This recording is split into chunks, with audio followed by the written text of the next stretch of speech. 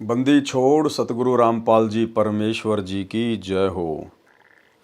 परम पिता परमात्मा सारी सृष्टि के रचनहार कुल मालिक असंख्य ब्रह्मांडों के स्वामी जगत गुरु तीनों लोकों में प्रवेश करके सबका भरण पोषण करने वाले राजाधिराज आत्माधार नाथों के नाथ देवों के देव महादेव सर्वेश्वर महेश्वर मृत्युंजय अजरो अमर आदि अनादि सनातनी प्रभु जगत पिता जगदीश्वर श्री श्री 1008 की उपाधि के वास्तविक अधिकारी अकाल मूर्त शब्द स्वरूपी राम वासुदेव सर्वगतम ब्रह्म परम पूज्य प्रथम पूज्य परम संत परम पुरुष परम धनी परम दयालु सत्य कबीर हक्का कबीर अल्लाह कबीर अल्लाह अकबर बाखबर अल्लाह ताला जगत के तारणहार जगत के मुक्तिदाता जगत के जगन्नाथ हारे के सहारे हिंदुओं के राम मुसलमानों के अल्लाह सिखों के वायुगुरु ईसाइयों के मसीह दया के सागर दयानिधि करुणा के सागर करुणानिधि स्वयंभू परिभू संकट मोचन कष्ट हरण मंगल करण दुख भंजन अविगत कबीर निर्विकार निर्विषम परमात्मा अलय अलेख सतगुरु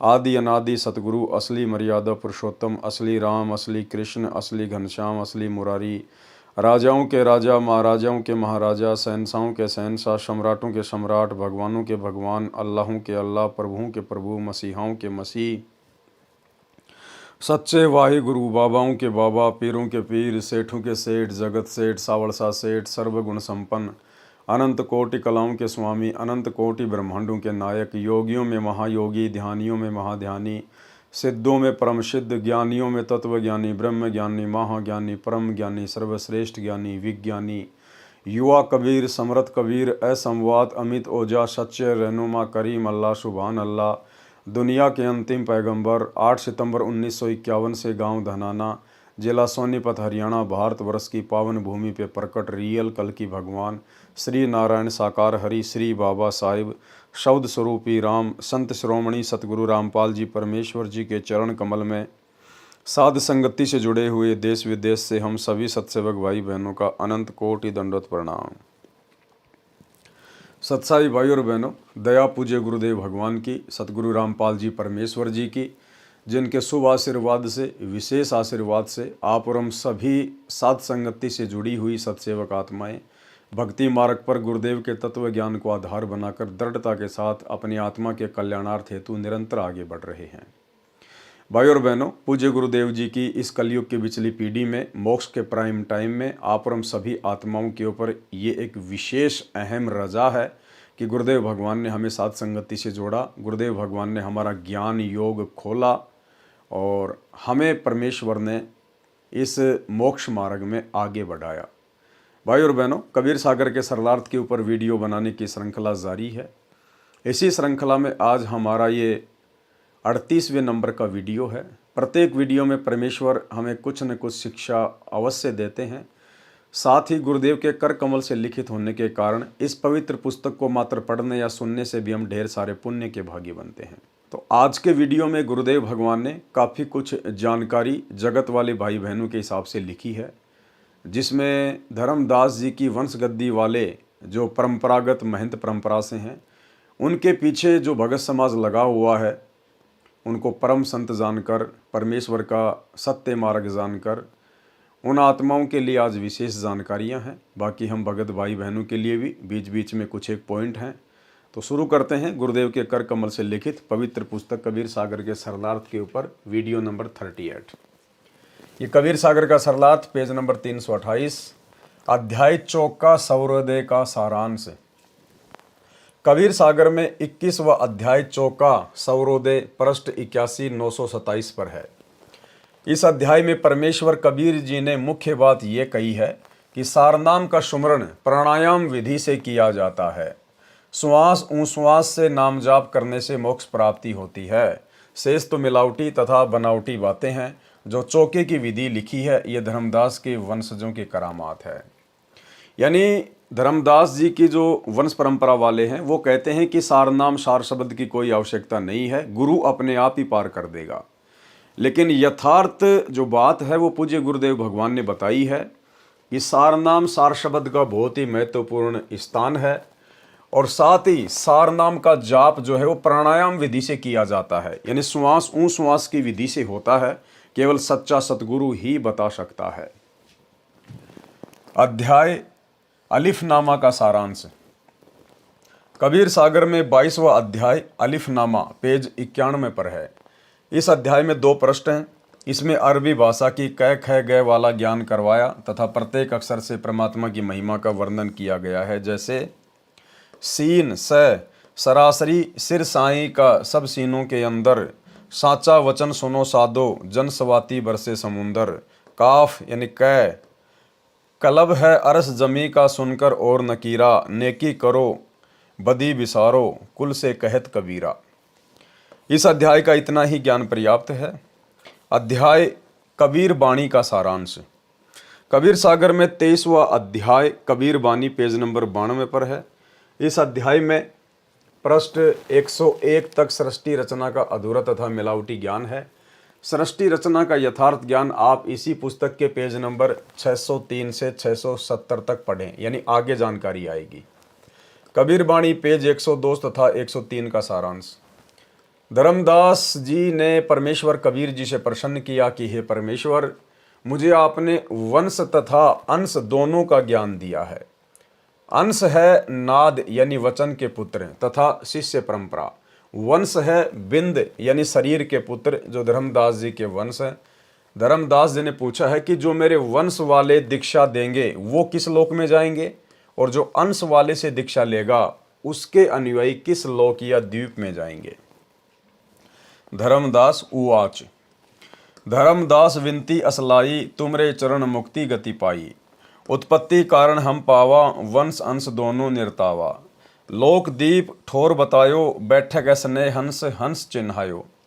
कैसा स्वरूप समर्थ है, कैसे हैं सब हंस, के ही करनी ते पाइए, कैसे कटे काल की फंस।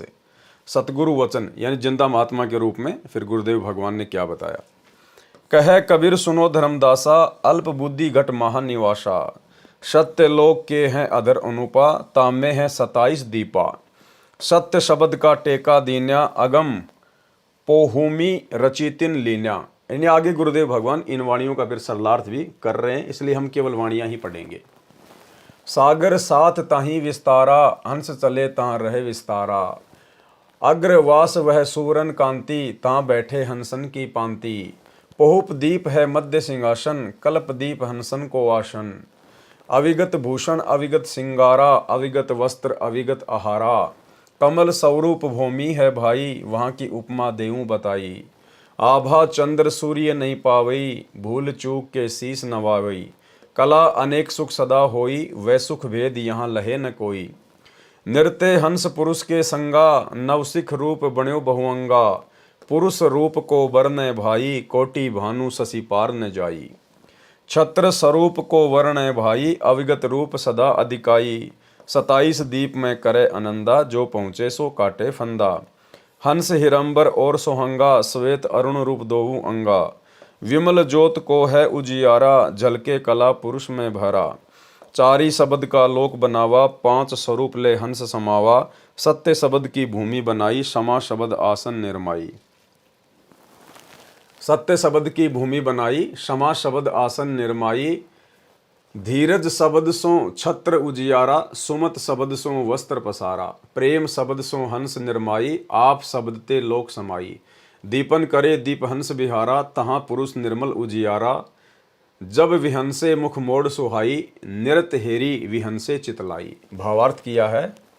परमेश्वर कबीर जी ने कहा है कि हे धर्मदास, तेरी बुद्धि फिर से अल्प हो गई है, यानी मंद बुद्धि की बातें कर रहा है। अब सुन तेरे प्रश्न का उत्तर। सतलोक में 27 द्वीप हैं, 7 सागर हैं। उन द्वीपों में बहुसंख्या में मुक्त भगत यानी हंस रहते हैं। सुंदर वस्त्र पहनते हैं, श्रृंगार किए हैं, आभूषण पहनते हैं।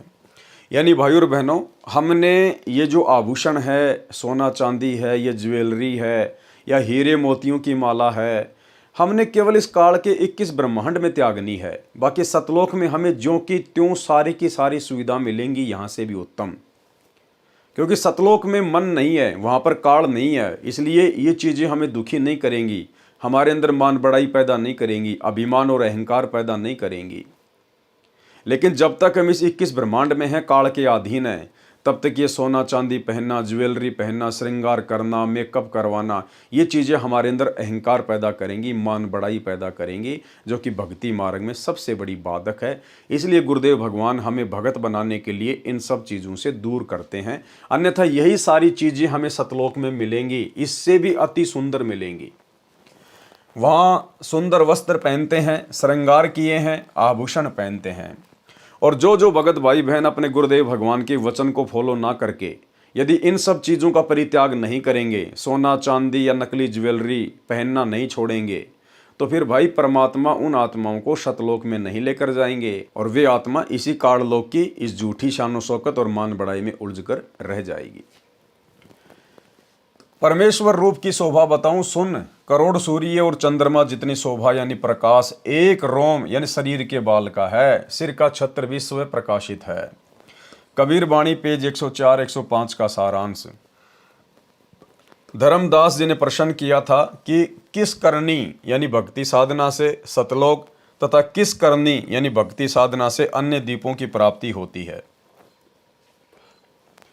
उसका उत्तर देते हुए परमेश्वर कबीर जी ने कहा है कि दीक्षा 3 चरणों में दी जाती है। पाठक जन याद रखें कि कबीर सागर में मिलावट है, उसी की झलक आप पेज 104 पर भी पढ़ सकते हैं। अब यथार्थ ज्ञान बताया जा रहा है।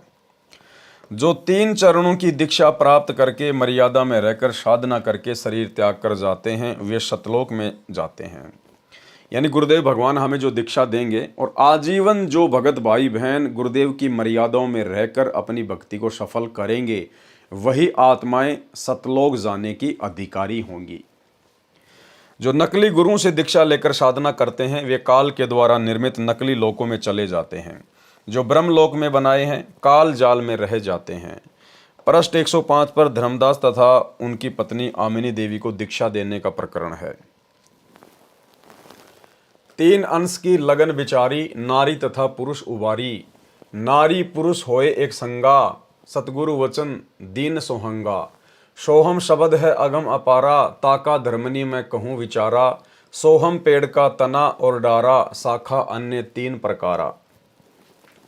अमृत वस्तु बहु प्रकारा, सोहम शब्द है सुमरन सारा। सोहम शब्द निश्चय हो पावे, सोहम डोर गह लोक सिंधावे। जागट होई सोहम मत सारा, सोई आव लोक हमारा।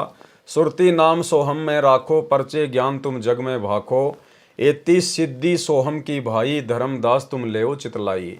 धर्मदास लीन्या परवाना, भय आदीन छूटा अभिमाना। सोहम करनी उच्च विचारा, सोहम शब्द है जीव उजियारा।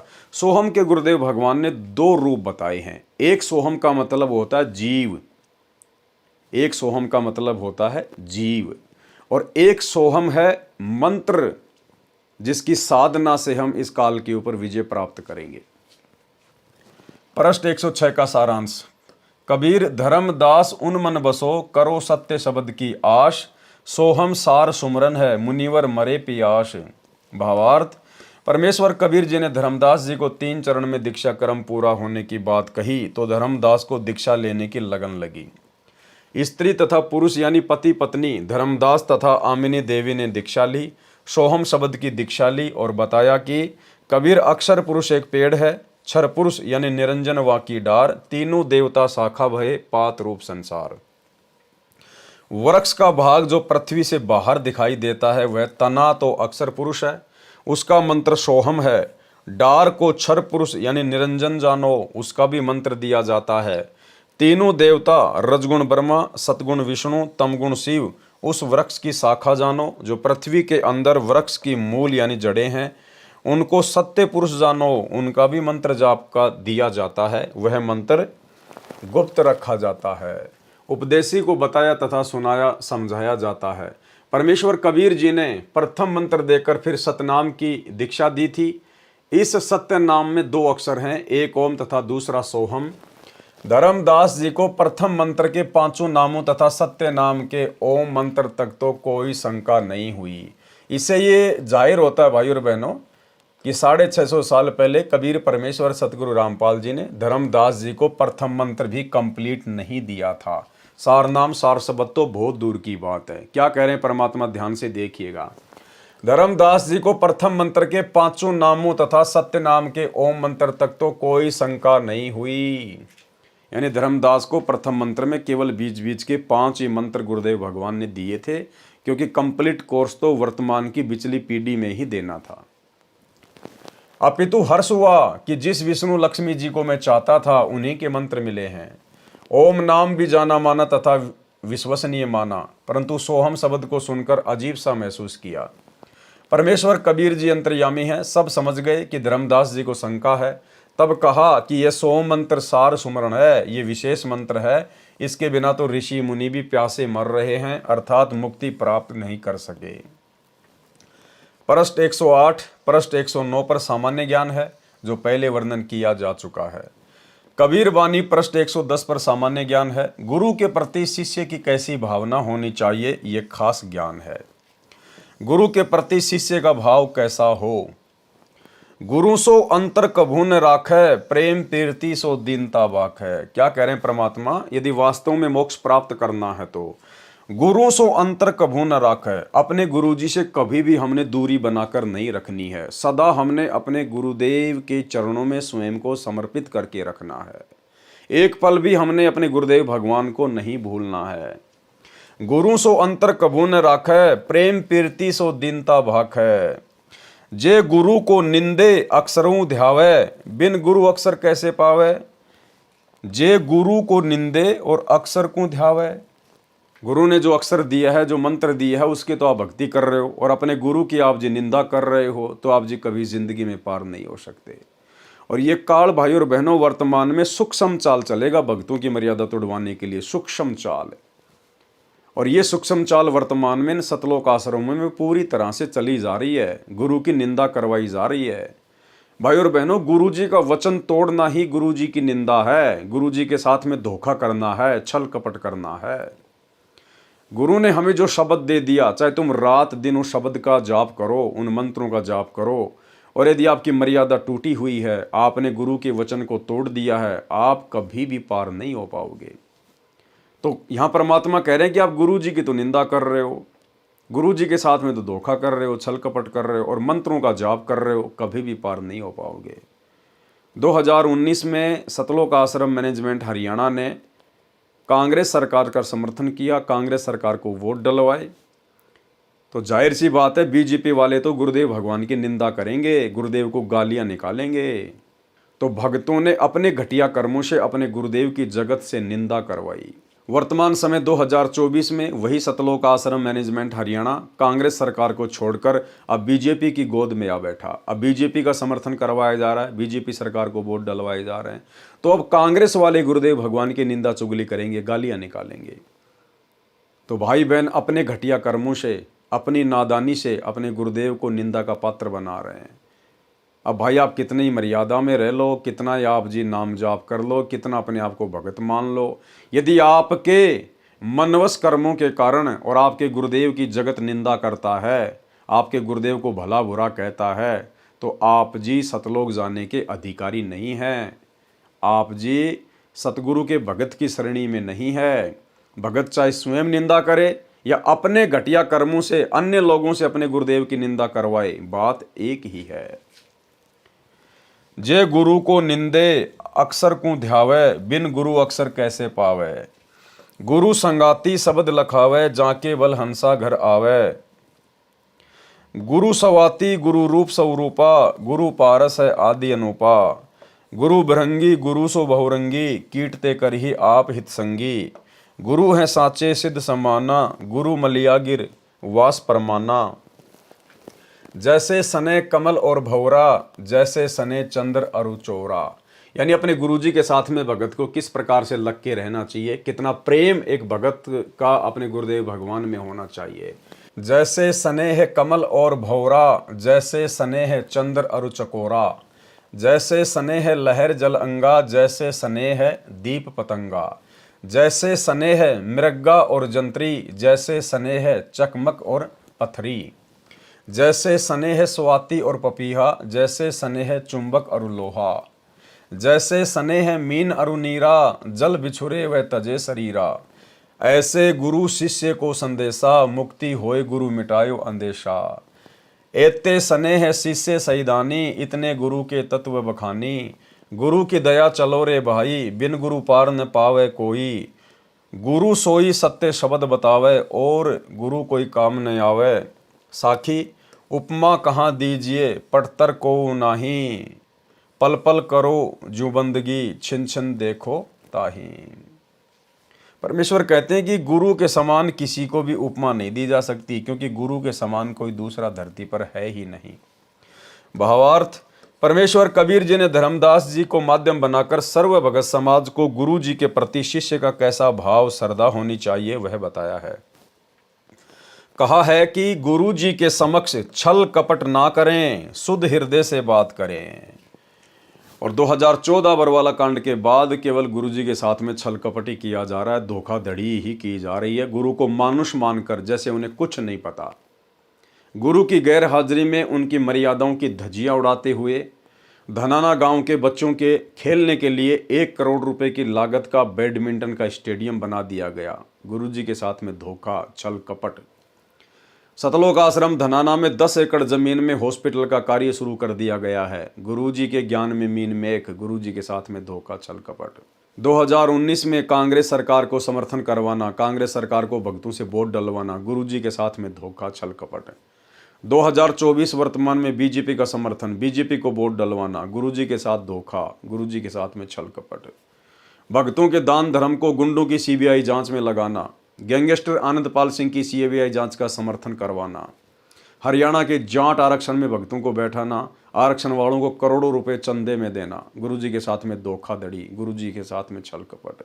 हिंदुओं का पक्ष लेते हुए और मुसलमानों के विपक्ष में खड़े होकर मध्य प्रदेश के सीहोर जिले में विश्व हिंदू परिषद और बजरंग दल के साथ मिलकर रैलियां निकालना।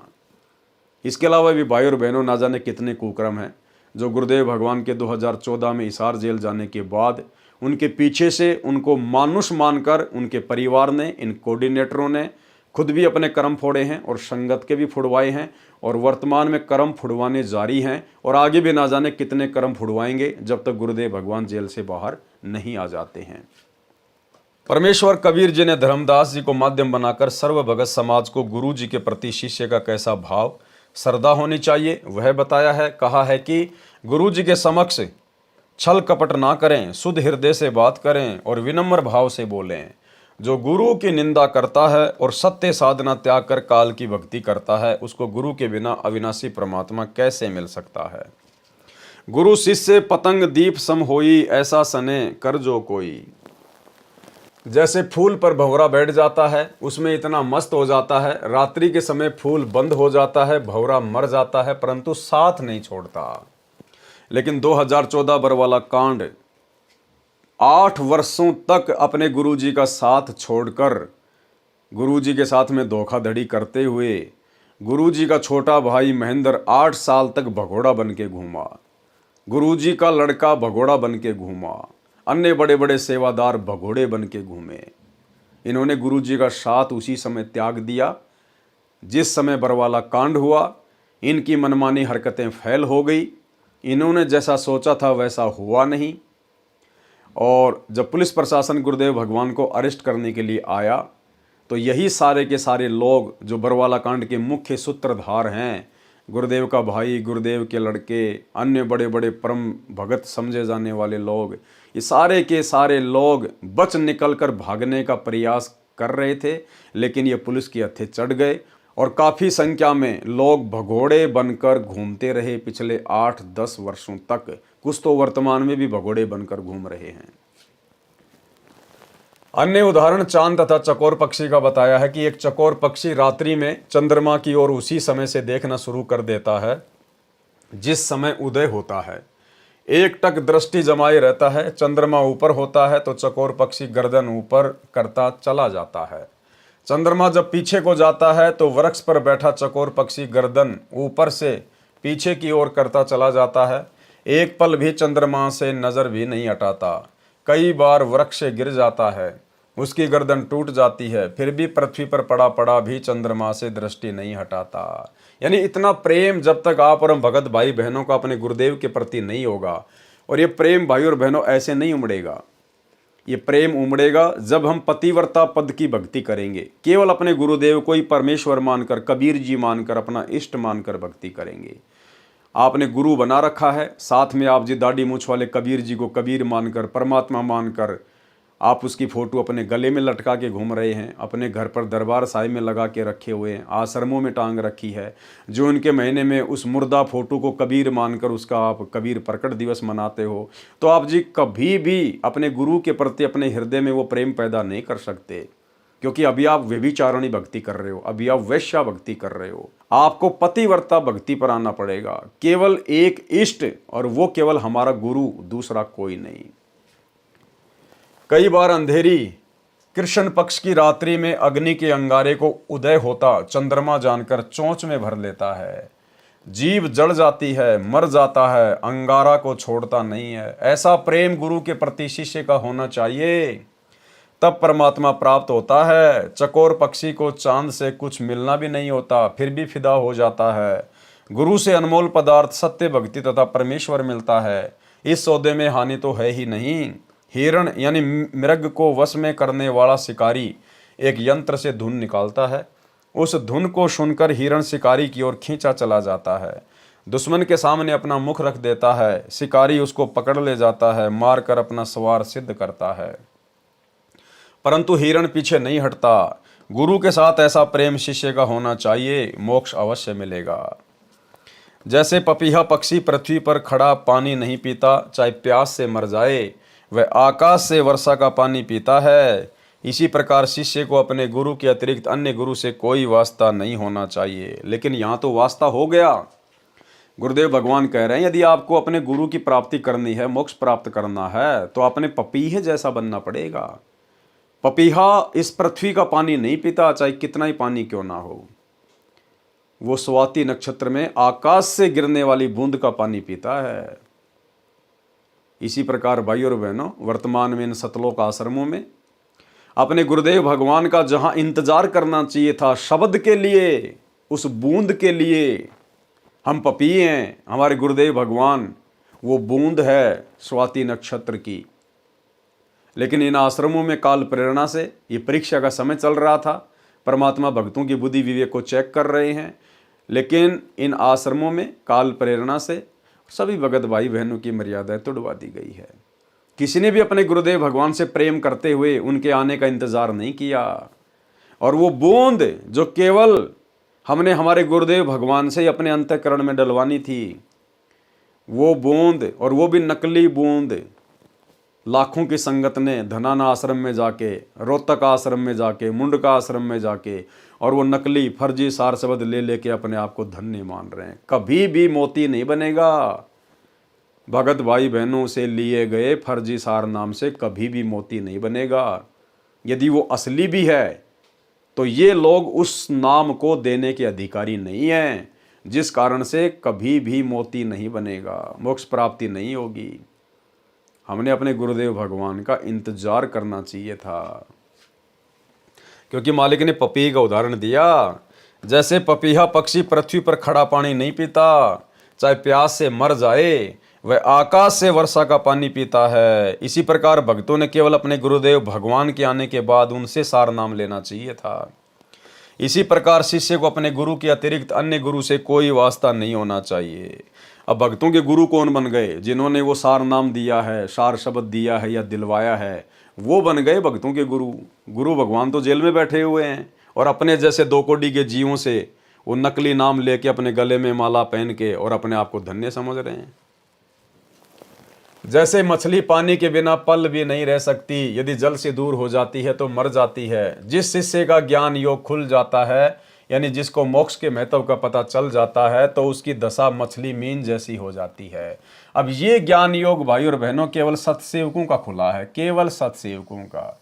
ये दास जो बार बार कहता है ना कि केवल सत्सेवकों का ही ज्ञान योग वर्तमान में गुरुदेव भगवान ने खोल रखा है। इसलिए केवल सत्सेवकों को ही सतगुरु रामपाल जी में परमेश्वर दिखाई देता है, कबीर भगवान दिखाई देता है। तो बहुत सारे भाई बहन मजाक करते हैं, हाँ तुम्हारा ज्ञान योग खुल गया, तुम्हारा ज्ञान योग खुल गया। गुरुदेव भगवान खुद कह रहे हैं कि जिस शिष्य का ज्ञान योग खुल जाता है उसके बाद क्या होता है, जिस शिष्य का ज्ञान योग खुल जाता है, यानी जिसको मोक्ष के महत्व का पता चल जाता है, तो उसकी दशा मछली जैसी हो जाती है। यदि किन्हीं कारणों से गुरु से दूर हो जाता है तो जीना हराम हो जाता है।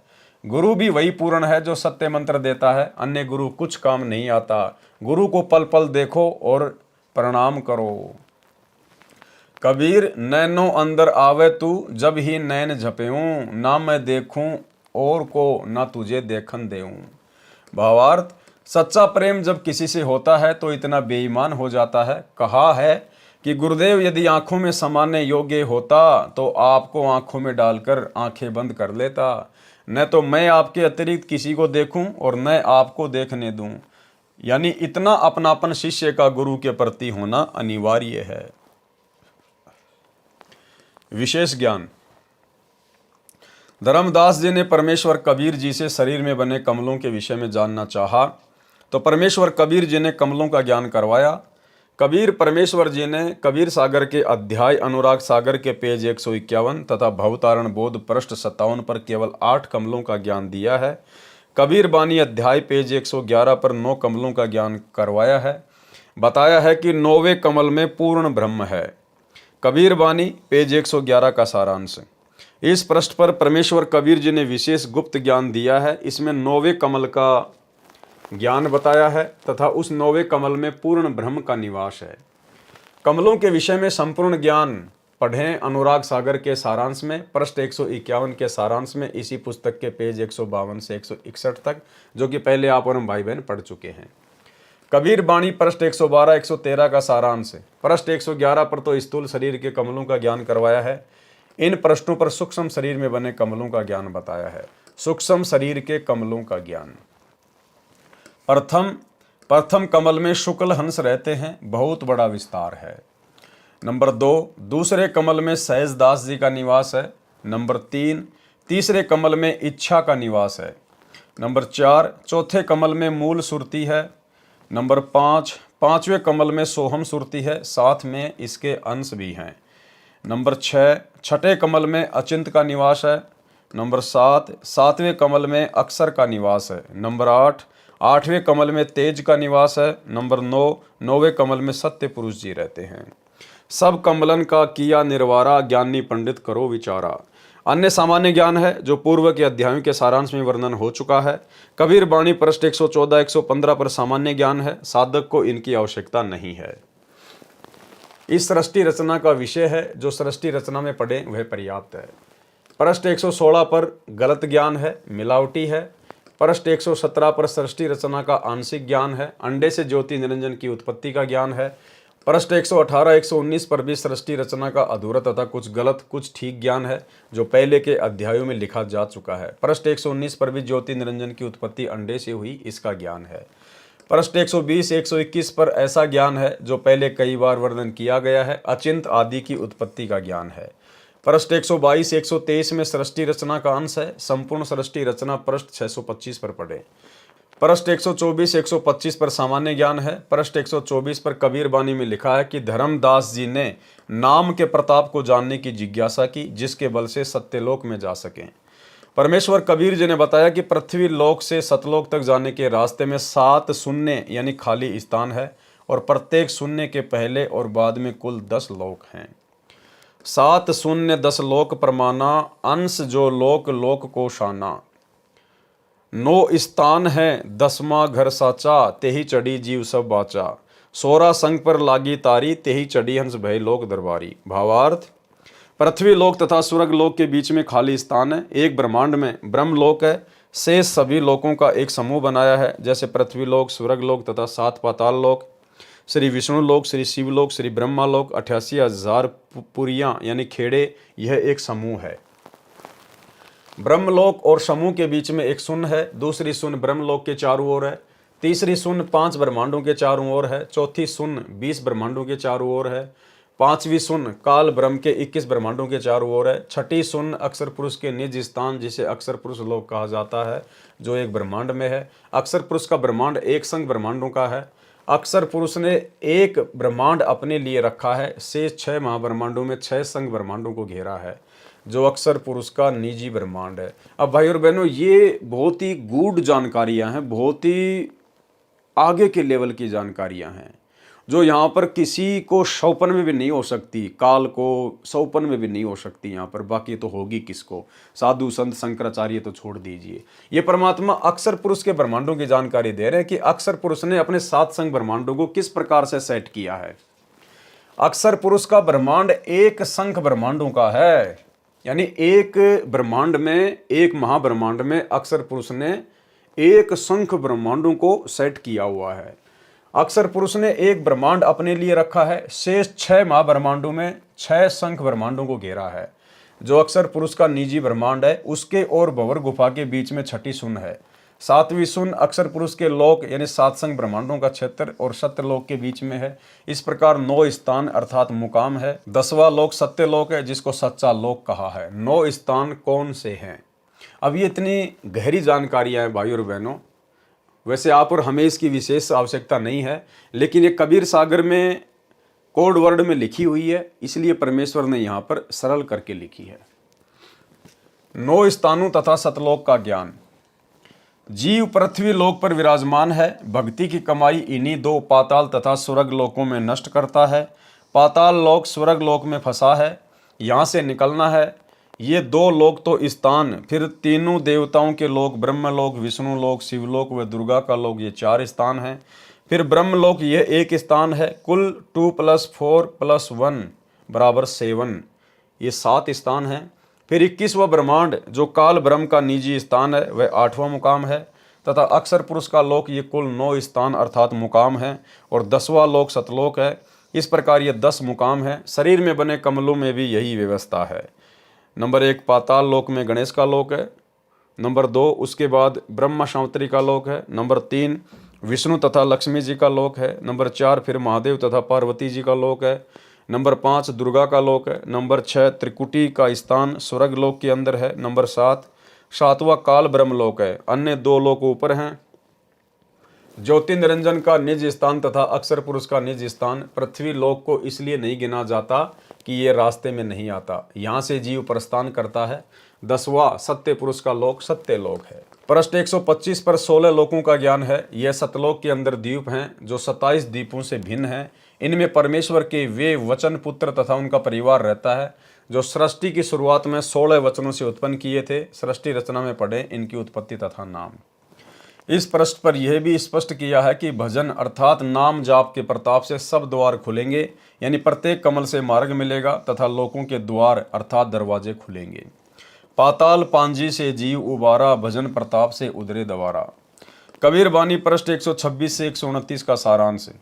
इन पृष्ठों पर अचिंत तथा अक्सर पुरुष के द्वीपों में जाकर ज्ञान देने का प्रकरण है जो काल ब्रह्म के लोक में रहने वालों को जानना आवश्यक नहीं है। यानी ये बहुत ही उच्च कोटि का ज्ञान है। सतलोक में परमेश्वर उन द्वीपों में जाकर क्या क्या ज्ञान देते हैं, किन किन को ज्ञान देते हैं, जो आप और हमारे यहाँ पर किसी काम के विशेष नहीं है, क्योंकि ये ज्ञान है जो उच्च स्तर का है। काल जाल में फंसे प्राणियों को जो आवश्यक है उसका खुलासा यानी स्पष्टीकरण किया जाएगा। ये ज्ञान सतलोक में बने लोकों में रहने वालों के लिए आवश्यक है।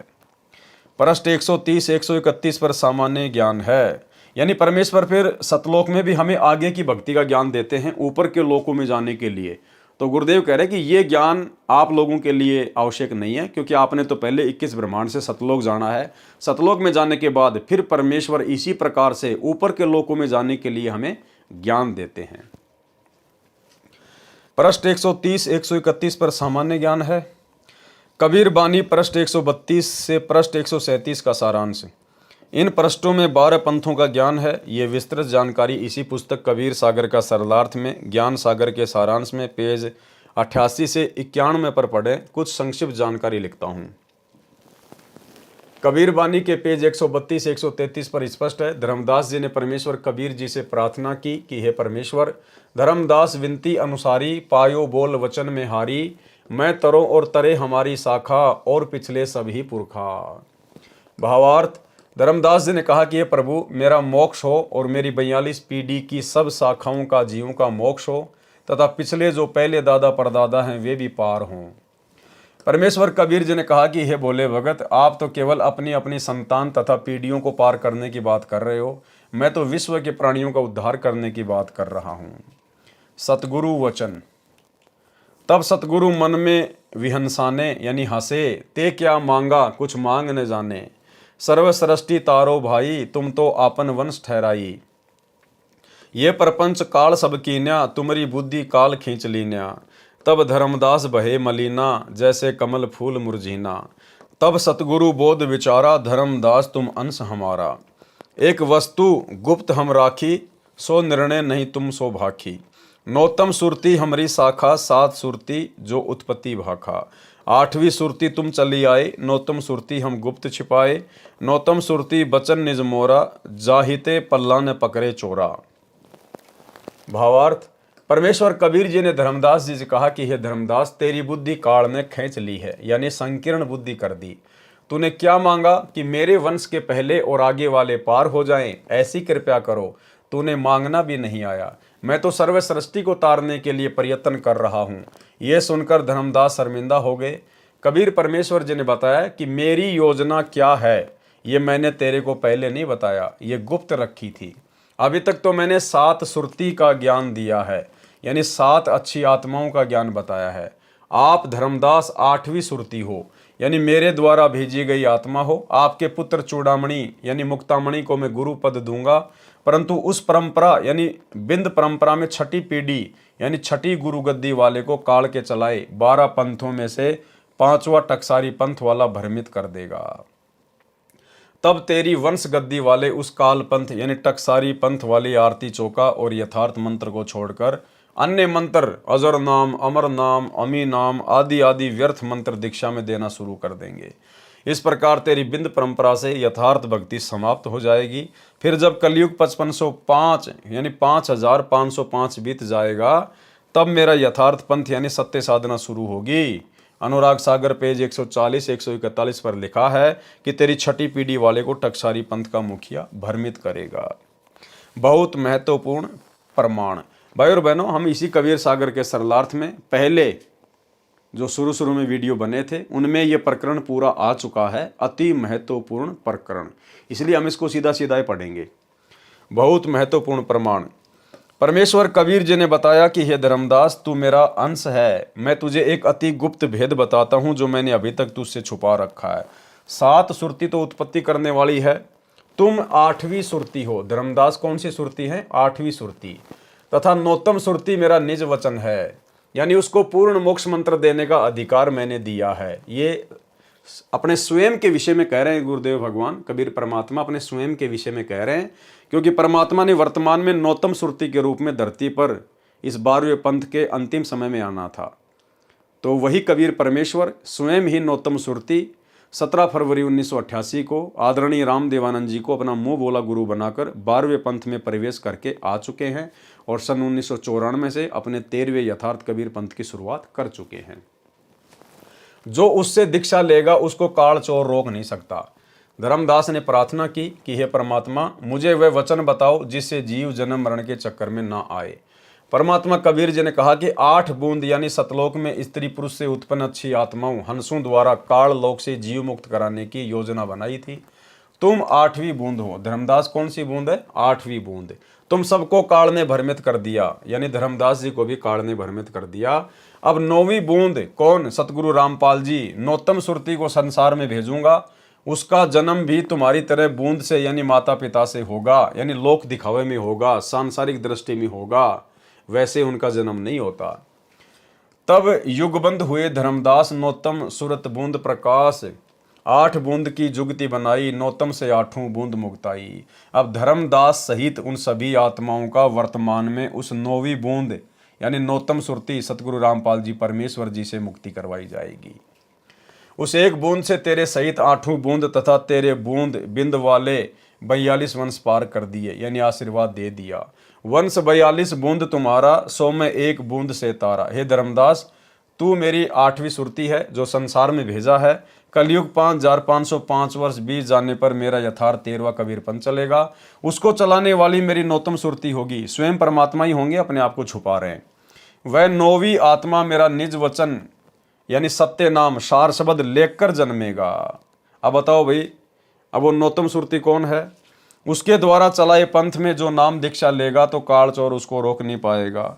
अब वो नौतम सुरती स्वयं सतगुरु रामपाल जी भगवान कबीर परमात्मा है। और क्या कहा जा रहा है उनके बारे में, वह नौवीं आत्मा मेरा निज वचन यानी सत्य नाम सार शब्द लेकर जन्मेगा। अब बताओ दादा गुरु जी ने किसको सार शब्द दिया भाई? जब स्वयं सतगुरु रामपाल जी भगवान सार शब्द लेकर प्रकट हुए हैं, क्योंकि ये परमेश्वर हैं, इनके अलावा तो शब्द किसी के पास है ही नहीं। तो बताओ फिर इनका गुरु कौन होगा जिससे ये शब्द लेंगे? तो आदरणीय राम देवानंद जी 650 साल पहले जिस प्रकार कबीर परमेश्वर जी ने सांसारिक दिखावे में, लोक दृष्टि में पंडित रामानंद जी को अपना मुंह बोला गुरु धारण किया था, ठीक इसी प्रकार से वर्तमान में उसी कबीर परमेश्वर सतगुरु रामपाल जी ने आदरणीय राम देवानंद जी को उसी प्रकार लोक दिखावे में अपना मुंह बोला गुरु धारण किया, केवल गुरु शिष्य परंपरा को बनाए रखने के लिए। अन्यथा वो सार शब्द तो परमेश्वर के पास ही होता है।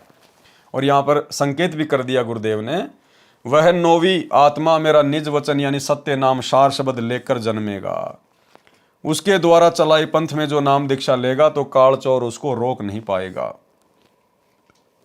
धर्मदास उवाच, धर्मदास दोई कर जोरा, कहो बचन सोई सतगुरु मोरा। सोई बचन कहो समझाई, जेहि ते जीव सृष्टि में न आई। सतगुरु उवाच, 8 बूंद की जुगति बनाई, नौतम ते 8 बूंद मुक्ताई। बिना गुरु को भेद नहीं पावे, युग बंद होवे तो हंस कहावे। यह भावार्थ परमेश्वर कबीर जी ने कहा कि हे धर्मदास, मेरी योजना 8 अच्छी आत्माओं को काल लोक में जन्म देकर जीव उद्धार करने की थी, परंतु वे 8 भी काल के वश होकर भटक रही हैं। जन्म से 8वीं बूंद यानी माता पिता के बीज से बने मानव शरीर वाली 8वीं आत्मा तुम हो। उन 8 का भी उद्धार 9वीं बूंद यानी मानव जन्म प्राप्त अच्छी आत्मा से होगा। कबीर वाणी पृष्ठ 133 पर अधिकतर मिलावटी तथा बनावटी वाणी है, जिनका प्रसंग से मेल नहीं होता। केवल धर्मदास जी की विनती ठीक है, जिसमें परमेश्वर से पूछा है कि मेरे नारायण पुत्र की शिक्षा दीक्षा कैसे चलेगी। धर्मदास विनती अनुसारी, साहब विनती सुनो हमारी। नारायण दास हमारे पुत्र सोई, उनकी सिखावन कैसी होई। सतगुरु उवाच, तब सतगुरु यह वचन पुकारा, चूड़ामणि वंश छत्र उजियारा। और सब जीव काल धरखाई, नारायण जीव काल का भाई। चूड़ामणि नाम से काल डराई, सत्य नाम है तो जीव मुक्ताई। तिनकी सनद चले संसारा, उनके हाथ नाम सत हमारा। ये वाणी उचित है, शेष बनावटी है। भावार्थ परमेश्वर कबीर जी ने स्पष्ट कर दिया कि नारायण दास तो काल का भेजा जीव है, वह हमारे मार्ग पर नहीं चलेगा। उसने तो श्री कृष्ण जी की महिमा बताई थी, चूड़ामणि को मैं गुरुपद दूंगा, उसके सिर पर गुरुपद का छत्र लगेगा। अनुराग सागर के पेज 140 पर स्पष्ट किया है कि चूड़ामणि की परंपरा भी भ्रमित होकर कालजाल में रह जाएगी। उपरोक्त वाणी में यह भी स्पष्ट कर दिया है कि यदि गुरु पद पर विराजमान के पास सतनाम है तो जीव मुक्त होंगे। उनकी सनद यानी प्रमाणिकता संसार में मुक्ति के लिए मान्य होगी। उनके हाथ में हमारा सत शब्द भी रहेगा, अन्यथा न गुरु का मोक्ष होगा न अनुयायियों का। सतनाम तथा सार शब्द चूड़ामणि जी के पास नहीं था, वह तो अब सन 1997 तक छुपा कर रखना था। कबीर वाणी पेज 134 का सारांश। कबीर परमेश्वर जी ने पेज 134 पर अंकित अमृतवाणी में स्पष्ट किया है कि चूड़ामणि से तेरे बिंद यानी पीढ़ी का पंथ चलेगा, ये मेरी उत्तम आत्मा है। परंतु आगे तेरे पंथ में यानी कबीर जी के नाम से चले 12 पंथों में प्रथम पंथ में विरोध चलेगा। 6ठी पीढ़ी के पश्चात काल साधना शुरू हो जाएगी, ये पंथ भी काल पंथ ही होगा। तेरे पंथों के मुखिया कैसे होंगे? वंश परंपरा। प्रथम वंश उत्तम, ये चूड़ामणि जी के विषय में कहा है। दूसरा वंश अहंकारी, ये जागुदास जी है। तीसरा वंश प्रचंड, ये सूरत गोपाल जी है। चौथा वंश बिरहे, ये मूल निरंजन पंथ है। 5वां वंश निंद्रा, ये टकसारी पंथ का मुखिया है। 6ठा वंश उदास विरोध, ये भगवान दास जी का पंथ है। 7वां वंश ज्ञान चौतराई, ये सतनामी पंथ है। 8वां वंश द्वादश पंथ विरोध, ये कमाल जी का कमालीय पंथ है। 9वां वंश पंथ पूजा, ये राम कबीर पंथ है। 10वां वंश प्रकाश, ये परम धाम की वाणी पंथ है। 11वां वंश प्रकट पसारा, ये जीवा के पंथ के विषय में है।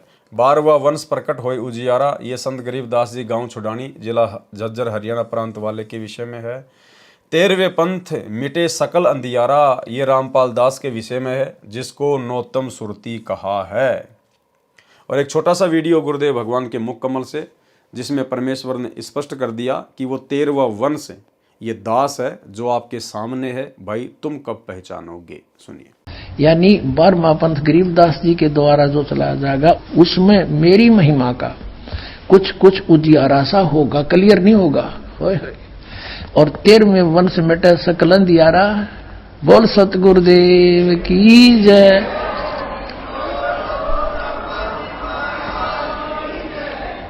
ये 13वां वंश ये दास है जो आपके सामने बैठा है। भाई बच्चों आप कद पहचानोगे। 13वें वंश मिटे सकल अंधियारा, ये रामपाल दास के विषय में है, जिसको नौतम सुरती कहा है। सवसम वेद बोध पृष्ठ 155 पर भी 12 पंथों के नाम लिखे हैं। जब तेरी पीढ़ी चली आवे, मुक्तामणि तभी प्रकटाई, धर्म कबीर होए प्रचारा, जहां तहां सतगुरु सुयस उचारा। कबीर वाणी पृष्ठ 135 981 पर अधूरा तथा मिलावटी ज्ञान है। कबीर वाणी के पृष्ठ 136 982 137 983 का सारांश। कबीर वाणी अध्याय में 12 पंथों का ज्ञान है। द्वादश पंथ चलो सो भेद। 12 पंथों के विषय में कबीर चरित्र बोध पेज 1835 1870 पर तथा सवसम वेद पृष्ठ 155 पर भी लिखा है। कबीर परमेश्वर जी ने स्पष्ट किया है कि काल मेरे नाम से 12 पंथ चलाएगा। उनसे दीक्षा प्राप्त जीव वास्तविक ठिकाने यानी यथार्थ सत्य स्थान अमरलोक को प्राप्त नहीं कर सकेंगे। इसलिए धर्मदास भविष्य का ज्ञान मैंने कह दिया है, जो इस प्रकार है। प्रथम वंश तो उत्तम कहा है, वह प्रथम पंथ का प्रवर्तक चूड़ामणि यानी मुक्तामणि होगा, और अन्य शाखा जो चूड़ामणि के वंश में शाखाएं होंगी वे भी काल के पंथ होंगे। पाठकों से निवेदन है कि यहाँ पर धर्मदास के वंश वाले महंतों ने चूड़ामणि को 12 काल के पंथों से भिन्न करने की कुचेष्टा की है। यहाँ वाणी में गड़बड़ की है। प्रथम पंथ जागू दास वाला बताया है। कबीर सागर के कबीर चरित्र बोध अध्याय में पृष्ठ 1870 पर जागू दास का दूसरा पंथ लिखा है और नारायण दास का प्रथम पंथ लिखा है। नारायण दास जी तो कबीर पंथी था ही नहीं, वह तो कृष्ण पुजारी था। वहाँ पृष्ठ 1870 कबीर चरित्र बोध में भी चालाकी करके चूड़ामणि जी को हटाकर नारायण दास लिखा है, परंतु कबीर बानी पृष्ठ 134 पर प्रथम वश उन्नतम चूड़ामणि रख दिया, जो कबीर वाणी अध्याय के इस पृष्ठ 136 पर 12 पंथों में जो प्रथम पंथ जागू दास का लिखा है उससे लेकर आगे 12 पंथ पूरे नहीं होते। चूड़ामणि जी को मिलाकर पूरे 12 पंथ होते हैं। यहाँ पर नारायण दास का नाम नहीं है। पृष्ठ 1870 कबीर चरित्र बोध पर नारायण दास का प्रथम पंथ लिखा है। 12वां पंथ संत गरीबदास जी वाला है। चूड़ामणि जी का प्रथम पंथ है, जिसकी मुख्य गद्दी दामाखेड़ा छत्तीसगढ़ में है तथा इसी दामाखेड़ा से स्वयंभू गुरु खरसिया बिहार में काल प्रचारक गुरु बना। इन सब का विस्तार अब तक कबीर जी के नाम से चल रहा है। अब पढ़ें वह अमृतवाणी अध्याय कबीरवाणी पृष्ठ 136। द्वादश पंथ चलो सो भेद। द्वादश पंथ काल फुरमाना, भूले जीव ने जाय ठिकाना, ताते आगम कई हम राखा, वन समारा चूड़ामणि शाखा। प्रथम जग में जागू भरमावे, बिना भेद वो ग्रंथ चुरावे, दूसर सुरती गोपाल ही होई, अक्सर जो जोग दरड़ावे सोई। तीसरा मूल निरंजन बाणी, लोक वेद की निर्णय ठानी, चौथे पंथ टकसार भेद ले आवे, नीर पवन को संधि बतावे। सो ब्रह्म अभिमानी जानी, सो बहुत जीवन की करी है हानि, पांचों पंथ बीज को लेखा, लोक परलोक कहे हमने देखा। पांच तत्व का मरम दरड़ावे, सो बीजक सुकल ले आवे। छठवा पंथ सत्य नामी प्रकाशा, घटके माही मार्ग निवासा। सातवा जीव पंथ ले बोले वानी, भयो प्रतीति मरम नहीं जानी। आठवें राम कबीर कहावे, सतगुरु भ्रम ले जीव दरड़ावे। नौवें ज्ञान की काल दिखावे, भई प्रतीत जीव सुख पावे। 10वें भेद पर धाम की बाणी, साख हमारी निर्णय ठानी। साखी भाव प्रेम उपजावे, ब्रह्म ज्ञान की राह चलावे। 3वें वंश अंश अधिकारा, 3वें सो शब्द होय निर्धारा। संवत 1775 होई, ता दिन प्रेम प्रकटे जग सोई। आज्ञा रहे ब्रह्म बोध लावे, कोली चमार सबके घर खावे। साखी हमारे ले जीव समुझावे, असंख्य जन्म में ठोर न पावे। 12वें पंथ प्रगट होवे बाणी, शब्द हमारे की निर्णय ठानी। अस्थिर घर का मरम न पावे, ये 12 पंथ हम ही को ध्यावें। 12वें पंथ हम ही चलावे, सब पंथों को मिटाकर एक पंथ चलावें। कबीर परमेश्वर क्या कह रहे हैं कि उस 12वें पंथ में, गरीबदास जी वाले पंथ में फिर आगे चलकर हम स्वयं ही आएंगे। कोई अवतार नहीं भेजेंगे, कोई आत्मा नहीं भेजेंगे, स्वयं ही आने की बात कही है। 12वें पंथ हम ही चलावें, सब पंथ मिट एक ही पंथ चलावें। तब लगी बोधो कूरी चमारा, फेरी तुम बोधो राज दरबारा। प्रथम चरण कलयुग निर्याना, तब मगहर मांडो मैदाना। धर्मराय से मांडो बाजी, तब धरी बोधो पंडित काजी। बावन वीर कबीर कहूँ, भव सागर सो जीव मुक्ताऊँ। कलयुग को अंत पठियते, ग्रहण परे 3400 वारा। कलयुग लेखा भयो निर्धारा, 3400 ग्रहण परे सो लेखा कीन्या। कलयुग अंत हूँ पियाना दीन्या, 5505 तब ये शब्द हो गया साचा। सहस्त्र वर्ष ग्रहण निर्धारा, आगम सत्य कबीर पुकारा। धर्मदास मोरी लाख दुहाई, मूल शब्द बाहर ना जाई। पवित्र ज्ञान तुम जग में बाखो, मूल ज्ञान गोई गुप्त राखो। मूल ज्ञान जो बाहर पर ही, बिचली पीढ़ी वंश हंस नहीं तरही। 33 अरब ज्ञान हम भाखा, मूल ज्ञान गोए हम राखा। मूल ज्ञान तुम तब लग छुपाई, जब लग द्वादश पंथ मिट जाई। द्वादश पंथ का जीव स्थान, द्वादश पंथ अनशन के भाई। जीव बांधी अपने लोक ले जाई, द्वादश पंथ में पुरुष न पावे। जीव अंश में जाई समावे। भावार्थ, कबीर परमेश्वर जी ने काल के 12 पंथों का वर्णन करके 13वें पंथ का ज्ञान भी दिया है। प्रथम पंथ चूड़ामणि जी जो धर्मदास जी के दूसरे पुत्र थे, जो परमेश्वर कबीर जी के आशीर्वाद से आमिनी देवी की कोख से जन्मे थे।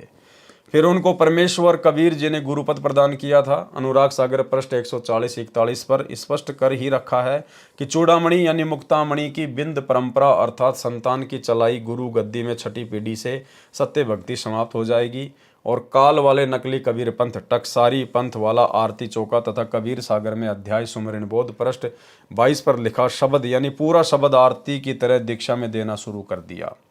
वर्तमान में धर्मदास जी की गद्दी पर चल रहा दीक्षा मंत्र यह है जो सुमरण बोध के पृष्ठ 22 पर लिखा है, जो इस प्रकार है। सुमरण 5 नाम, आदि नाम, अजर नाम, अमी नाम, पाताले सप्त सिंधु नाम, आकाशे अदली निज नाम, यही नाम हंस को काम। खोलो कूची खोलो कपाट, पांजी चढ़े मूल के घाट। ब्रह्म भूत का बांधो गोड़ा, कह कबीर प्रमाण। 5 नाम ले हंसा सत्य लोक समान। ये पूरी आरती उनका नाम मंत्र है जो धर्मदास जी की छठी पीढ़ी से शुरू किया गया था, जो वर्तमान 2013 तक चल रहा है। इसको 5 नाम कहते हैं। वास्तविक 5 नाम कमलों को खोलने के हैं, जो मेरे द्वारा 13वें पंथ वाले रामपाल दास द्वारा दिए जा रहे हैं।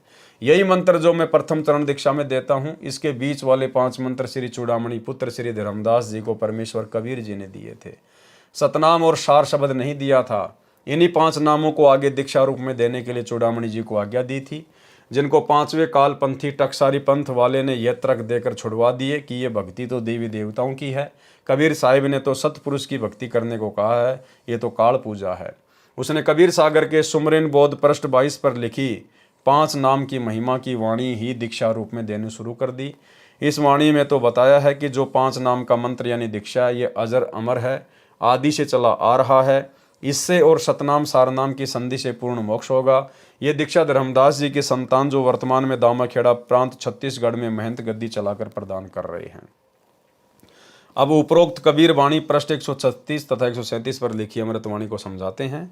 नंबर 1, इसमें प्रथम पंथ चूड़ामणि जी तथा उसके आगे जितने भी धर्मदास वाली संतान से शाखाएं चल रही हैं, ये सब नकली कबीर पंथ हैं जो काल द्वारा चलाए हैं। ये सब एक पंथ माना जाता है क्योंकि सब में वही टकसारी पंथ वाली काल साधना प्रचलित है। दूसरा जागूदास, तीसरा सूरत गोपाल, चौथा मूल निरंजन पंथ, 5वां टकसारी पंथ, छठा बीज का लेखा यानी भगवान दास पंथ, 7वां सतनामी पंथ, 8वां कमाल पंथ, 9वां राम कबीर पंथ, 10वां जीवा पंथ, 11वां परधाम की वाणी पंथ, 12वां संत गरीबदास गांव छुडानी धाम प्रांत हरियाणा पंथ।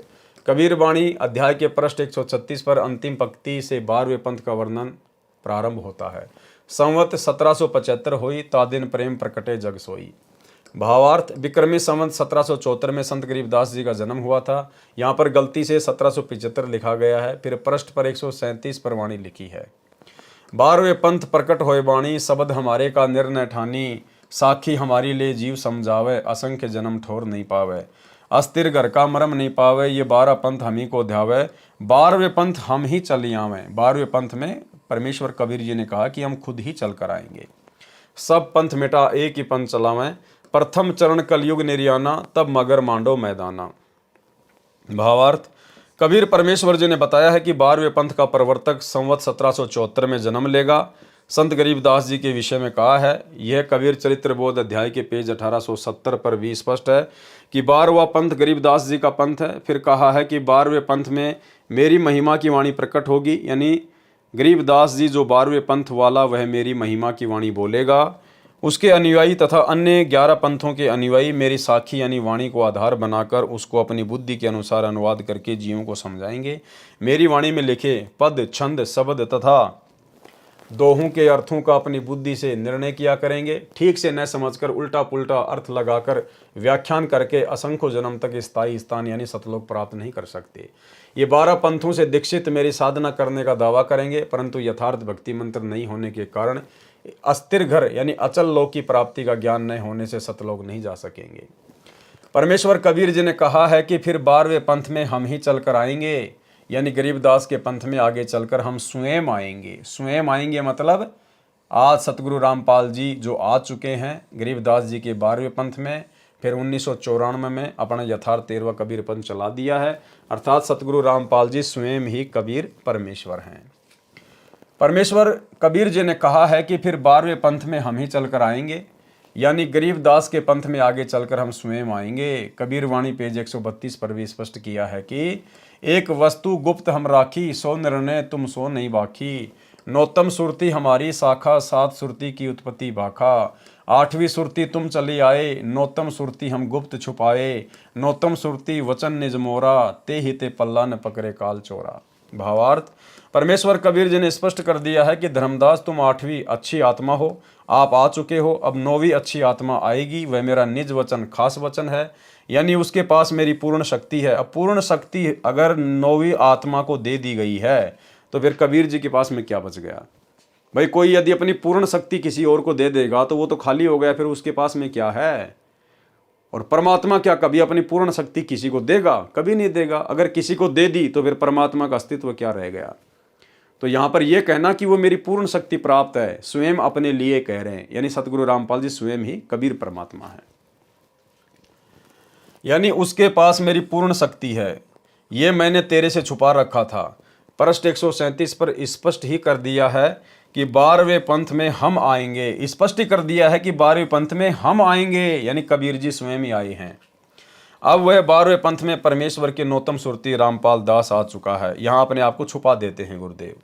जैसे कबीर सागर में मिलावट करके धर्मदास जी की संतान वाले गद्दी वालों ने भ्रम फैलाया है कि धर्मदास जी तथा उनकी संतान चूड़ामणि की संतान जो 42 पीढ़ी चलेगी उनसे जगत का उद्धार होगा, यहाँ तक भ्रम फैलाया है कि कबीर परमेश्वर जी ने कहा है कि जब तक धर्मदास जी की 42 पीढ़ी की गुरु परंपरा चलेगी तब तक मैं कबीर जी पृथ्वी पर नहीं आऊँगा। विचार करें कि यदि ये सत्य होती तो ये नहीं कहते कि मैं 12वें पंथ में चलकर आऊँगा। यदि ऐसा होता तो संत गरीबदास जी को संवत 1784 में गांव छुडानी में नहीं मिलते। पृष्ठ 137 पर आगे कहा है कि कलयुग का प्रथम चरण कब था? प्रथम चरण कलयुग निर्याना, तब मगहर मांडो मैदाना। परमेश्वर कबीर जी ने बताया है कि मैं मगहर में एक लीला करूंगा, ब्राह्मणों के साथ आध्यात्मिक मैदान मांडूंगा, यानी ज्ञान गोष्ठी करूंगा। मैदान मांडने का भावार्थ है कि किसी के साथ कुश्ती करना या लड़ाई करना या ज्ञान चर्चा यानी शास्त्रार्थ करने के लिए चैलेंज करना।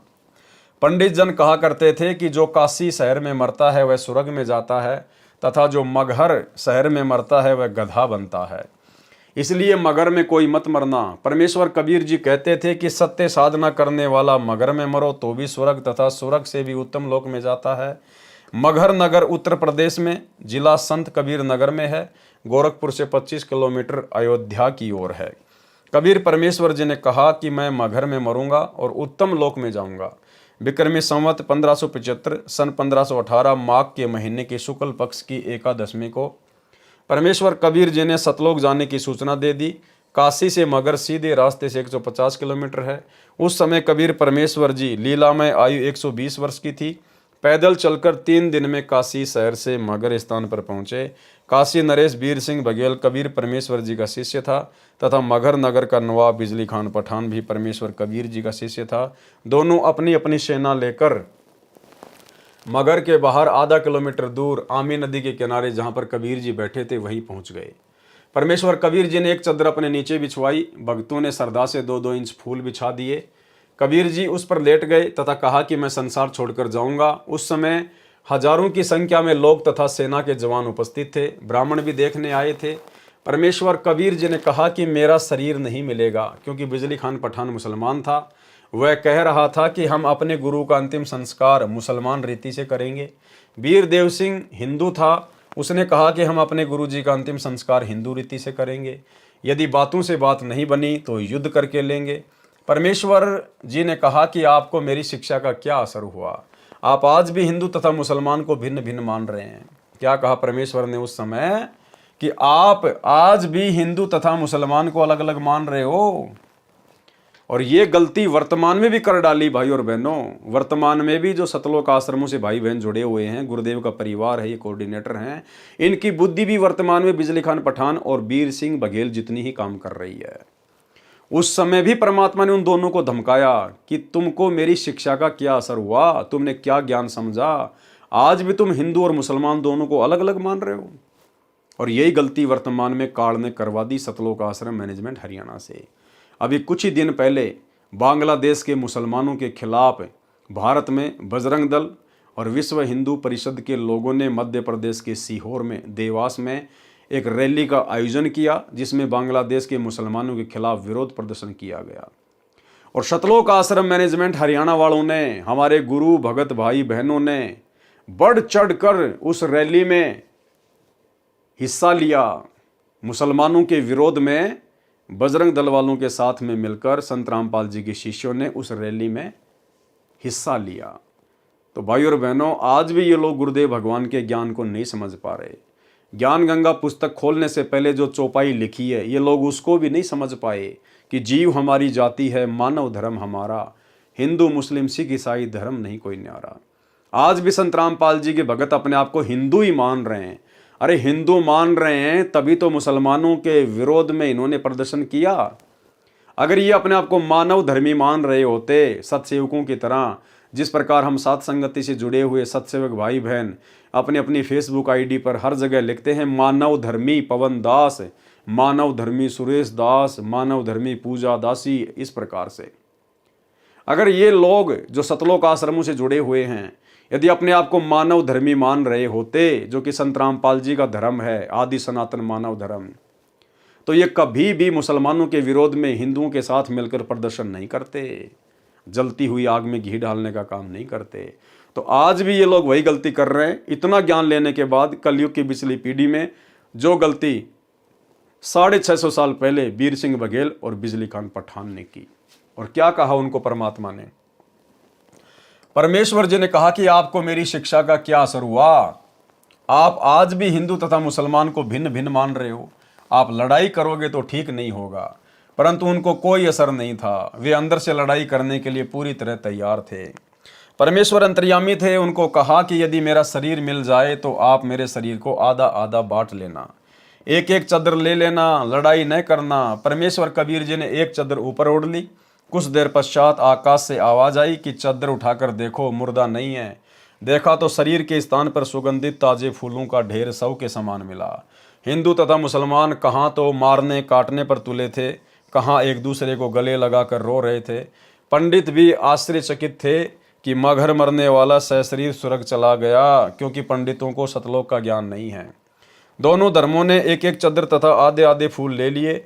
दोनों ने मगर में यादगार बनाई जो पास पास बनी है। बिजली खान पठान ने दोनों यादगारों के नाम 500 बीघा जमीन दे दी, जो आज भी प्रमाण है। 1 बीघा पुराना, 2.75 बीघा नया, 1 एकड़ 5 नए बीघों का है। वह समय कलयुग का प्रथम चरण था, जिस समय परमेश्वर कबीर जी मगर से सशरीर सतलोक गए थे। कलयुग का बिचली पीढ़ी का समय परमेश्वर कबीर जी ने बताया था कि जिस समय कलयुग 5505 वर्ष बीत जाएगा तब हम 13वां पंथ चलाएंगे। क्या कहा था कबीर परमेश्वर जी ने? जब कलयुग का समय 5505 वर्ष बीत जाएगा तब हम 13वां पंथ चलाएंगे। सन 1997 में कलयुग 5505 वर्ष बीत चुका है, वह 13वां पंथ प्रारंभ हो चुका है। कलयुग का अंतिम चरण परमेश्वर कबीर जी ने बताया था कि जिस समय 3400 ग्रहण सूर्य के लग चुके होंगे तब कलयुग का अंत हो जाएगा। कलयुग पयाना यानी प्रस्थान कर जाएगा। कबीर बाणी पृष्ठ 137 पर पंक्ति नंबर 14 गलत लिखी है। यथार्थ चौपाई इस प्रकार है, तेरो पंथ चले रजधानी, नौतम सुरती प्रगट ज्ञानी।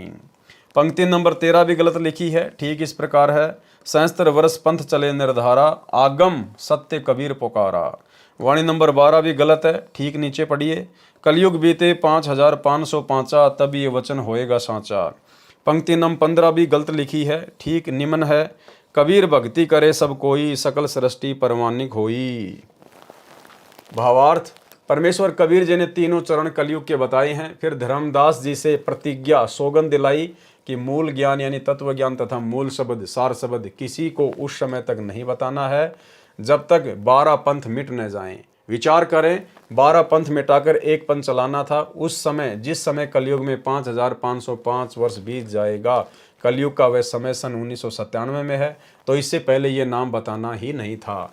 तो दामाखेड़ा छत्तीसगढ़ वाले धर्मदास जी के बिंद यानी संतान गद्दी वालों के पास तो सार शब्द तथा तत्व ज्ञान है ही नहीं। न तो वे मुक्त कर सकते हैं और न ही मुक्त हो सकते हैं। उसके लिए परमेश्वर कबीर जी के अनुराग सागर पृष्ठ 140 141 पर स्पष्ट कर दिया है कि हे धर्मदास, तेरा छठी पीढ़ी से यथार्थ पंथ नाम की साधना भी समाप्त हो जाएगी। कालपंथी टकसारी जो काल के द्वारा चलाए कबीर नाम से चले पंथों में 5वां पंथ है, उसकी आरती चौका तथा नाम दीक्षा प्रारंभ करेगा, जो दामाखेड़ा में वर्तमान में चल रही है।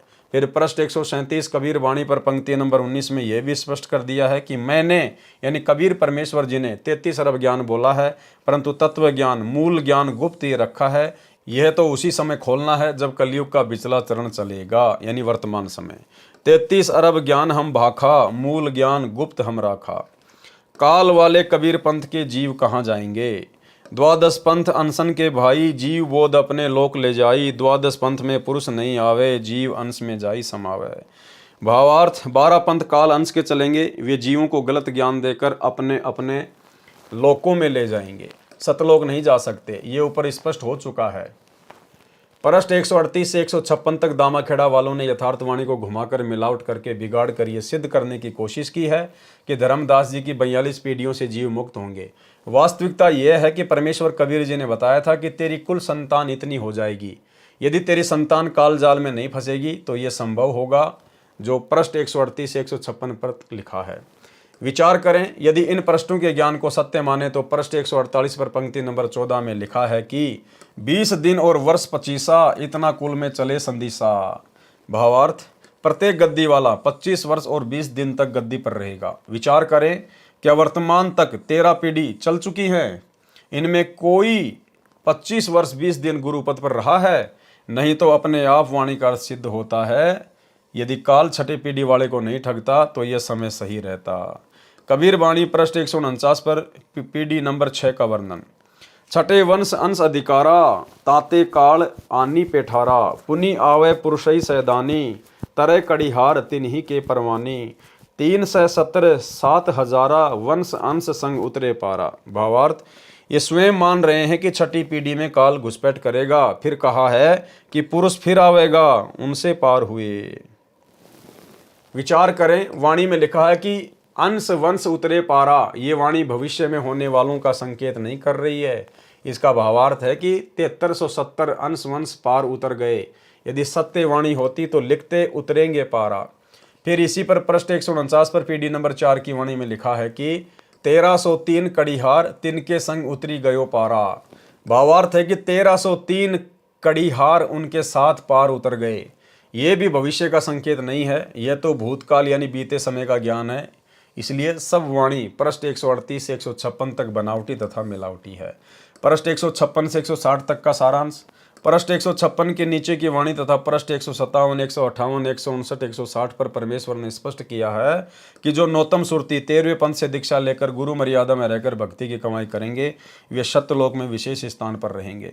उनके सिर पर छत्र होगा, उनको परमेश्वर अपने समान शोभा प्रदान करेंगे। वे परमेश्वर कबीर जी के विशेष लाडले होंगे। उनके शरीर की शोभा तो 16 सूर्यों के प्रकाश जितनी ही रहेगी। इन पृष्ठों पर भी अधिक वाणी मिलावटी बनावटी है। उदाहरण के लिए पृष्ठ 160 पर अंत में वाणी लिखी है, सुनो धर्मदास मैं तुम्हें बखानी, आदि अंत की सुधी तुम जानी।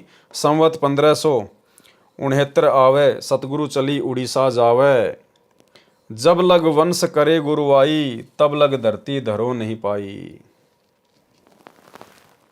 जब लग वंश 42 संसारा, तब लग नहीं आऊं पिछवारा।